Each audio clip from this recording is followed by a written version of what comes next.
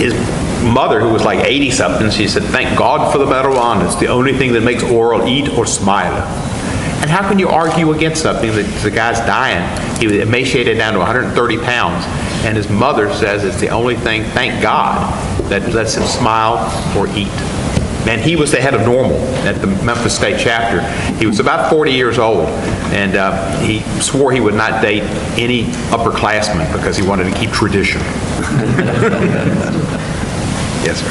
I'm Robert. I'm from Long Island, New York. I was wondering, since people who use medical marijuana legally are still considered to be prohibited persons for purposes of the Gun Control Act by the federal government, has there been any discussion of maybe trying to make it so this way people who use legal medical marijuana are not considered ineligible to buy a firearm? Well, any talk of that? I think there's been some discussion, but I think the main thing there is it's mostly state laws. And I know the ATF has the rules too, but it's state laws that govern right to carry. And I would think it's pretty much, up to state law on that. The ATF may have some regulations I'm not thinking about. Well, the federal act that does it is the Gun Control Act of 1968, and that just lays out the broad things that make you a prohibited person, like being a convicted felon, being someone who uses illegal narcotics, which for the federal government. I think that's going to be a long, to be a real leap. And to start talking guns and marijuana, and while I'm okay on, right to carry, I don't think that's an issue that's going to be for somebody in the generation beyond me to deal with. Yes, ma'am.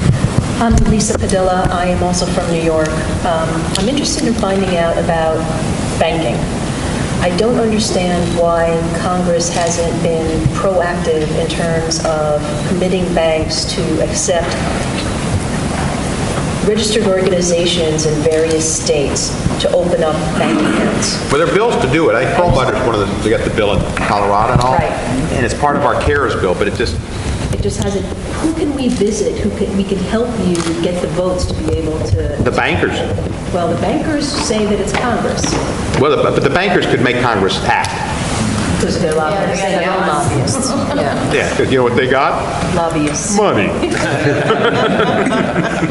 So you really think it's the issue is the bankers are just reluctant for some reason? Well, I think they can help. I don't think it's that necessarily they're an impediment, but I think that's the people that have got the oomph that would benefit, and they need to get them involved. Right. It just doesn't make sense because the banks, I would think, would be making money from having these accounts, and it prevents crime because people aren't toting around a bunch of But apart cash. from that, you could pay your taxes faster if you have a bank account. It all makes sense. I know. Yeah. Right. Yeah. Okay.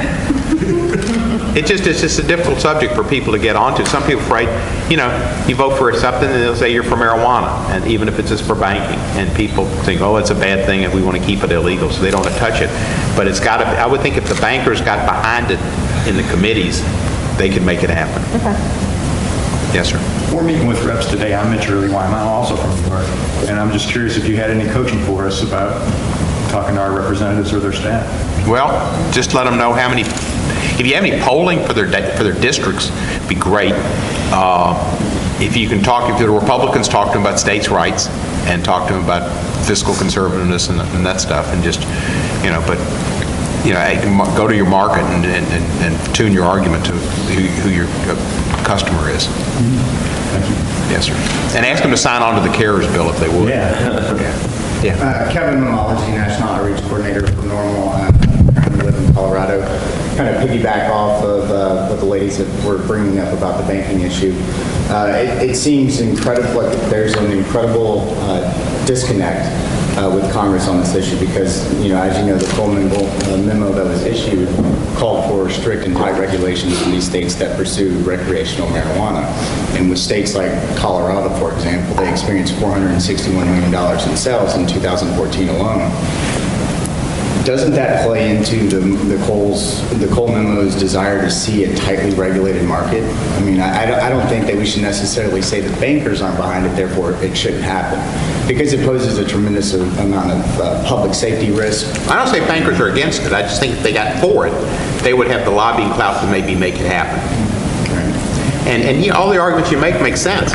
But the Schaefer Commission made sense in 1972. It was policy-wise, but Nixon and his guys knew that politically they wanted to whoop up on, tough on crime and the inner city and blacks. So they didn't care about what made sense. Right. And I forget, I saw something recently, and probably I should have known it, but it was something like, you can't argue logically with somebody who's, illogical.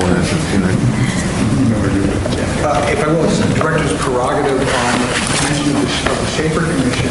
In a meeting one time at Congressman Cohen's office, we were talking about the commission and how it came about, and some of the staff, we were asking them if they knew about the audio recordings in Nixon's office when Governor Schaefer came to deliver the news of the executive summary saying, we're going to come out in favor of decriminalization. And Mr. Nixon goes off on this incredible anti-Semitic tangent, going after a conspiracy of Jewish psychiatrists, which then Steve's going through his desk and he pulls out the photograph of from a previous era of a debonair older man and says, like my father, a Jewish psychiatrist, who was a prominent psychiatrist and professor at University of Miami. So, yes. Was it Parliament or Ehrlichman? It was one of the... Ehrlichman was in the room being berated to, ironically. That was amazing to hear those. We used that, you're talking to Linda. And I think that the fellow that the drug czar now, from Massachusetts, Yes, right?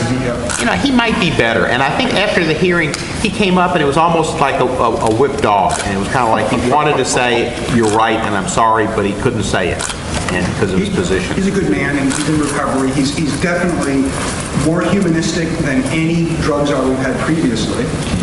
Do y'all have any people that can get to talk to, the new Attorney General has got a bad position too. Is there any way that they can talk to Obama? Do y'all have somebody that's a major contributor that can say, hey, Soros? The Soros contingency definitely has the strongest influence about where major Democratic politics are moving, and these are planks now. California, the Democratic Party has its plank legalization, so this is getting institutionalized. Is Soros supposed to be the Drug Policy Alliance? Is that his? Yeah, that's his deal. Yeah. But the president could do it, and it's just crazy. And he can do commutations and not have anybody say he's overreaching, and he doesn't do it. We're going to have the Koch brothers do it. Yes, sir. Kevin Oliver of Washington State. Any rumors of tax reform, 280E tax reform, so that businesses that are following the full memo in recreational marijuana space get business deductions? I think there's a bill to that effect, and I don't know where it stands, and again, it's just like everything else. There may be just a floodgate one day and everything passes. Just need to work on it. And who's the sponsor? Is it Perlmutter? Yeah, for 280. Yeah. Can we make the co-sponsor on that? Me? I'm fine on it. Yeah. I mean, I'd be co-sponsor. I'm good on all that stuff. No problem. I've crossed the Rubicon. Yes, sir. Yes, I mean, it's been done. The city actually wrote an article on our estimating for the DuPont for our community police. Which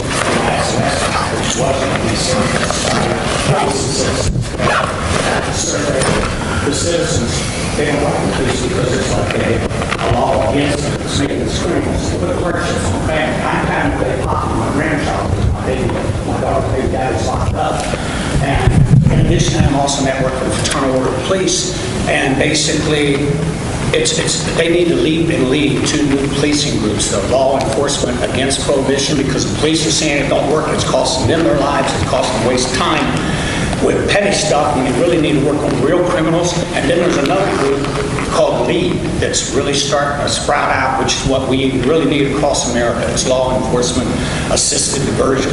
It's where the government, the police, the social services, and the business people go together to help people get back on their feet, whether it's any drug deal or whatever. We're tired of being treated as criminals. If they want to treat us, then give us an option, treat some as patients, and let's see it through. But this prohibition is a law that never should have been. It was the corporations that basically changed the thing with politicians here for their own benefit, which is hurting our land, hurting our people, and it's time to stop. I got you. And so, thank you for your work. Thank you for your work. One last question. Right here.